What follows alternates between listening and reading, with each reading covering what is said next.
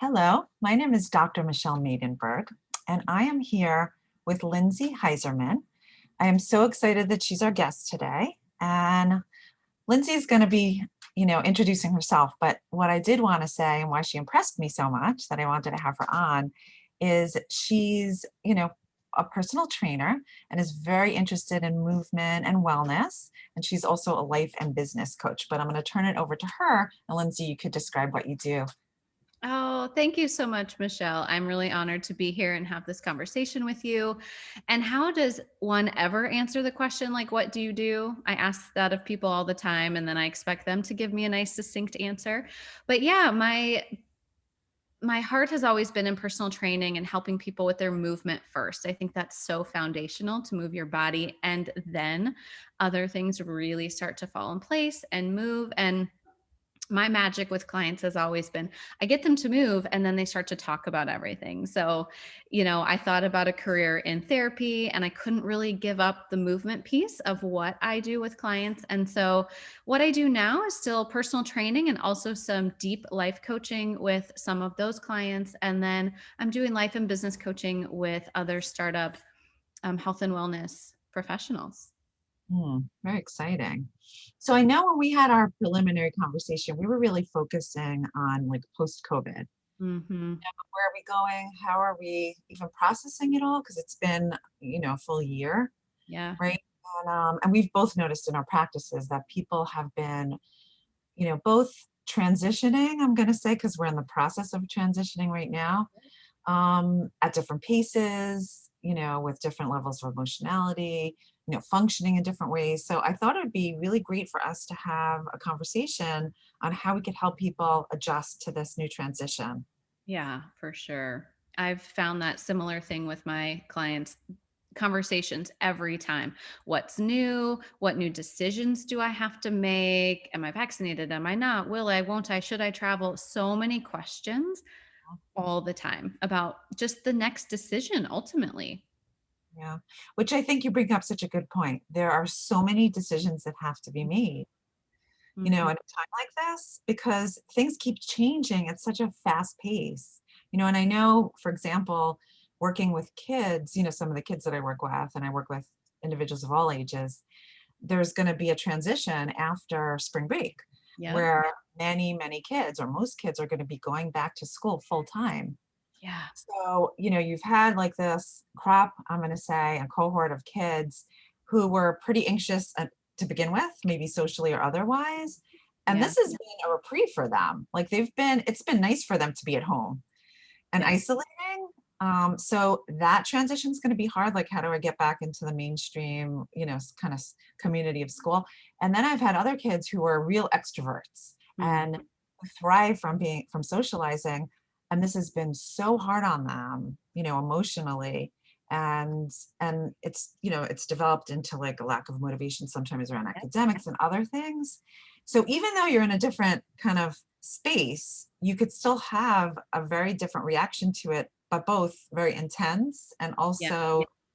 and also sometimes could lead to a lot of intense thoughts and feelings, about the experience and affecting their functioning, of course.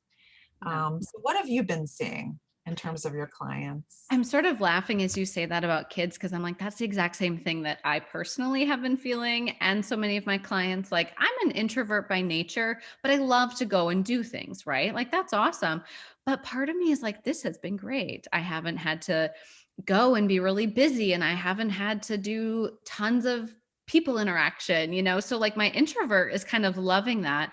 And I actually had one of my clients say to me, not directed at me personally, but she said, "Do you think you've become more of a hermit?" Which I thought was an interesting phrase. And I said, "I mean, maybe, Mhm. but I'm excited to do my things again. But I don't think I want to be quite as busy as I was." Right. So the question I think a lot of people are facing is, what do I want to go back to? And what was I happy to let go of? And how does it serve my energy? How does it serve my, like, more and more people know, am I an introvert? Am I an extrovert? Like, do I Mhm. need to be socializing? Do I need to be recovering and, recouping with myself and alone time? And that's just been magnified for kids and adults. Yeah. And also thinking about what's important. Hmm. right? Because I think, most people have been spending more family time, right? Because they've been forced to in some ways, Right. right? Like, where do we want to put our eggs? Do we want to be, like you said, easing up and like taking like a slower pace? Like, listen, a lot of people have moved. There's been a huge, Right. yeah, to a lot of people have moved to quieter spaces where they could have a more zen way of living. Mhm. So that's again an example where people are recognizing like, oh, I've been missing out on this. This is actually healthy for me, and I actually thrive in this kind of environment. So it's, yeah, I think the pacing, I really, like you said, I think the pacing of how we want to be living our lives, what we want to put priority into, what do we want to be meaningful to us, right? Mhm. And I think even just within our family structure, how do we want to go about doing Yeah. that? Like, so for example, traveling, I think that's been Right. so hard on, I know that's been so hard on me and Yeah. my family too. Like, we really work hard during the year, whether it's in school and work and etc. And we Mhm. don't spend as much time together as we'd like to, but like going on vacation is such a wonderful like family bonding time for us. And we've Yeah. really not been able to. And Yep. it's been a hardship. It's been a real hardship. So that's like an exciting part. And I almost feel like now I want to go on vacation more often and take advantage. I heard someone say the other day, they were like, for 2022, you might as well not even schedule me for work. Like, I'm just not going to show up. I'm going to be traveling everywhere every weekend, and you won't be able to find me. And I think many people feel that way, right? The travel industry will boom again for sure. But I also said to another client, you have to prepare for the grief Yeah. of the loss of the pace of this year if you loved it. Mm, You have to say when life gets busy again, or when people have to go back to the office, or for teachers going back into the classroom. One of my clients is a teacher, and she's like, I don't really want to go back. And now I feel weird about that. And I feel anxious, and I don't want to commute like I was, And so you have to, if that's what you're choosing to go back to versus, a career change or something, that's a period of also grief and reacclimation and, changing the structure. And so all these things are interwoven every day now in minor decisions, in big decisions. And I was personally reflecting on, a year ago when everything really shut down, we were all home. And I say all, we were not all home. I understand that that's very much a privilege I had. We were home. We did fun things, right? We called our friends on Zoom, and we did drive-by birthday parties, and things were just spontaneous in a new and fun way. mhm. And now this March, you're like, well, some people are going on vacation. Some people are staying home. Some people are back at the office. I still work at home. Those kids are going to school. Mine are not. It's very much not a unified experience, kind of like it was when we first started. And that feels very strange too, because it's not normal again, but it's not like it was at the beginning. That's such a great point. That is such a great point. Yeah, and we're all again, and it even varies, I think, state by state for that matter. Mhm. Yep. Right, it's so varied. Yeah. And even the individual decisions we have to make are varied. So, like Yeah. deciding, the COVID types of decisions, and I'm still having that with all of my kids, Mhm. because there's still, going to be two kids in my house that are not vaccinated. Right. Everybody else will be, but not those two younger ones, right? Mhm. And then even just deciding, like, for example, I'm not seeing clients in my practice in my office, Mhm. but I had unfortunately a client very recently who lost his teenage son Mm. by an accident, which is, absolutely traumatic and devastating. I'm vaccinated, and I made the decision that I can't see a person in such like the Yeah. throes of trauma, via, remotely. And of course, I Right. use precautions and we're masked and socially distanced and everything. But, all of those decisions are really hard. Yep. And I find that people tend to be judgmental around them too, Mhm. within families, etc. So that also happens. The other thing which I'm also finding too is kind of this ebb and flow of feelings that keep coming Mm. up. Like, so I know, just as an example, I have a grandmother who is in a rehab facility that I haven't been able to see for a year. And she, I mean, she's 100 years old. We have to take that into perspective. Right. But I have seen her aggression, Mm-hmm. the deterioration, because she was this very social person that was doing a lot of activities, and then it just stopped, it ceased. And the regression, so there's been a part of me, which is when we're talking about these ebb and flow feelings, of almost in a sense relief not seeing her in this condition, Right. because I'm Yeah. fearful of it, and I want to remember her the way I remembered her, like playing rummy cub and sorry and being jovial. And actually next week I I'm praying, have an opportunity to see her, but I am Mhm. petrified what I'm going to be seeing and how that's going to impact me. Mm-hmm. Mm-hmm. And the first part that you said, I realized for me early on that this whole experience was going to teach everybody the power of holding your own decisions and sticking by them, right? Like at the holidays, I didn't think it was safe to go home and see family members who then would see elderly family members and the whole extension. And as I was talking with clients who were also making these decisions, I said, there's nothing you can do except make your decision and stand by it. Right. But the judgment from others, like, yes, sure, that may come. You may see other people gathering with 20 people for Christmas. And I felt judgment like, wow, you can do that. But then I had to remember I made my choice and they made their choice. Right. So if I learned nothing, what I really learned was to stand firm in the choice that I made for the reasons that I made them. And, that's fatiguing in and of itself to be standing by your decision day after day. I mean, not defending it, but you kind of do in certain circumstances. And other people are not making the same choices. So then you have to remedy that in your mind. And, you know, it Yeah. goes on every day.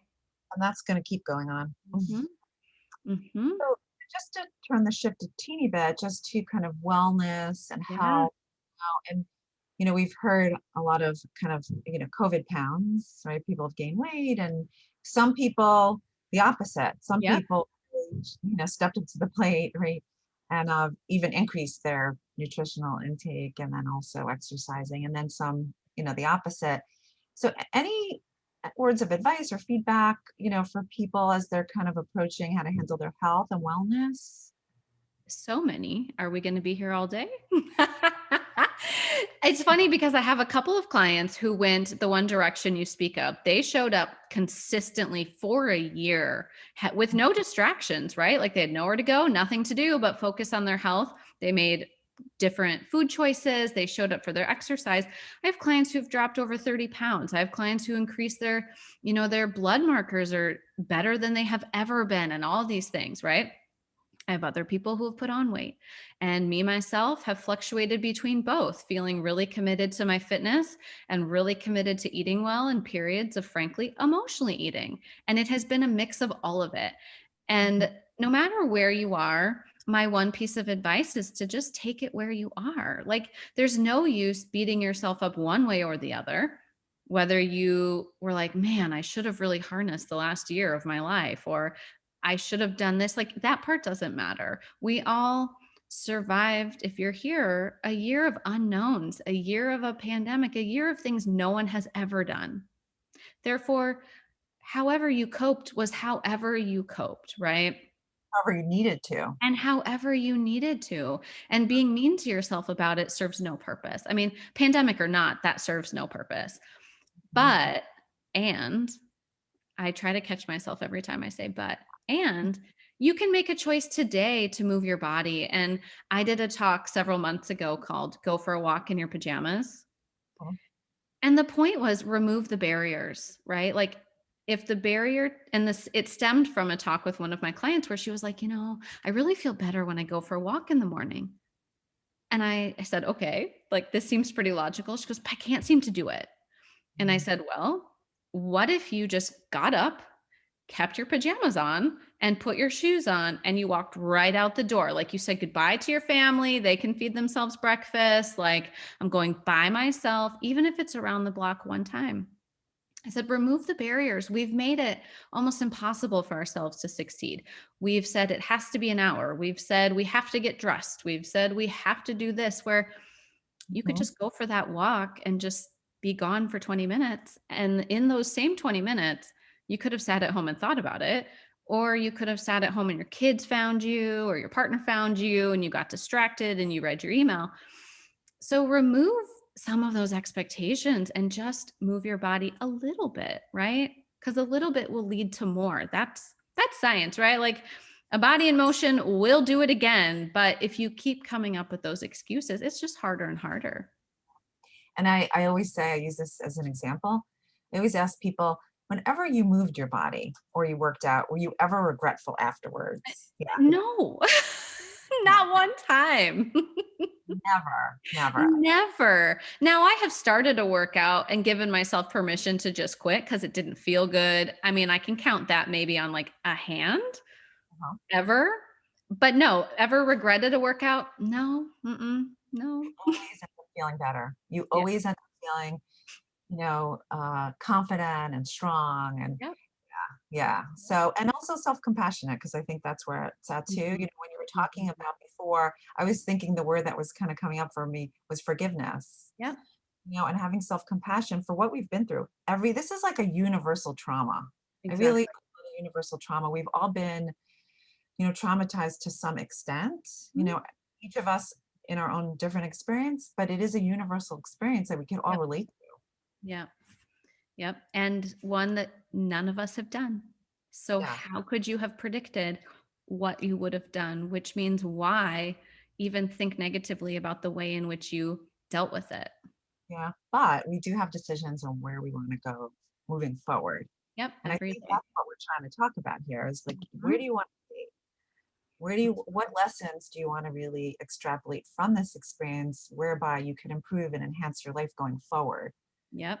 And that's the real question, right? Mhm. I just wrote Good. an article, for Psychology Today, and that's actually going to be my next article, but talking about that, I like love a it. lot of questions to ask yourself in regards to how you want to, formulate this the rest of your life, for that matter, and use Mhm. this as an incredible learning experience, Yep. right? Yep. So, any last minute words of advice or feedback, as we finish up this conversation? And Mm. thank you so much for offering so much. It's been so rich just talking, to you through this. Oh, one more. Again, so many, but self-compassion 100%. And I have gotten over the years of working with people in their movement, I have definitely gotten to the point where I have said, you have to move your body. Like it used to be that I'd be a little bit nicer and be like, well, it's good for you. And now I'm Mhm. like, no, it's mandatory. I don't care if it's 10 minutes. And movement is different than exercise, right? I'm not saying you have to exercise every day. I'm saying you have to move your body. So if that's sometimes I just put my mat on the floor next to my computer so that I remember to just like do a forward fold for 3 seconds between these sessions on the computer or to go take the dog for a 5-minute walk around the block. Like moving your body in a casual way is almost more beneficial than exercise. So get that in your life and just watch how, you can really change a lot of things. I love that distinction because I think that really helps also with moods. Mhm. Because, once you're outside and you're smelling the fresh air and you're noticing what all you have to be have gratitude for, Yep. and you notice your humanness, and connect Mhm. to that, like you just feel differently too. So I Yep. love that. That's such an important distinction. And just one, small question, just to explain why movement is so important, because you're making the distinction between exercise Mhm. and movement and why it is so important to just take even a brief time period during the day to have movement. What could that afford people with? What's the I benefit? mean, do it one time, right? And you'll figure it all out for yourself, of course, but that clarity of mind, your blood is actually moving in your body, right? You're releasing some of that stagnant energy. Go dance around your kitchen for 5 minutes. Same thing, right? Movement. And that I hope people take that distinction that if you don't want to exercise, we can have that discussion later. Let's just all agree that you've just got to move around and feel your own body, right? Like that's part of it, is to just know how your body can move and experience the outside. I live here in Minnesota. It's been cold. I don't care. Go outside. The fresh air feels good in the winter too. It wakes you up. There's just so many benefits to stepping away for a couple of minutes. Yeah. So I love that. I love that. I was wondering why you were so. And it's cold again today, right? I'm like, where is spring? It's on its way. Today it happens to be nice in New York, so we got Love lucky. it. See the sunshine behind me. Mhm. I love Um, that. yeah. So it was so wonderful talking to you, Lindsay, and I really hope that people find this beneficial and they get a chance to really think about, and also that they really take the time, like you just shared, Yep. to practice self-care and to identify what their needs are and to acclimate it into their lives. Mhm. So again, I want to thank everybody for listening. Lindsay, is there anything you want to share where people could find you? If you want to Sure. offer any. You bet. So I'm updating my website, but it's just lindsayheiserman.com. I'm doing a lot of, like I said, life and business coaching with startup health and wellness business owners. I realized pretty quickly that I can't help everyone in the world, but if I help more people, help more people. So that's really the current mission that I'm on. But you can go there for more information. My email's on there and phone number as well. Perfect. Thank you so much again. I really Thank appreciate you. it with us.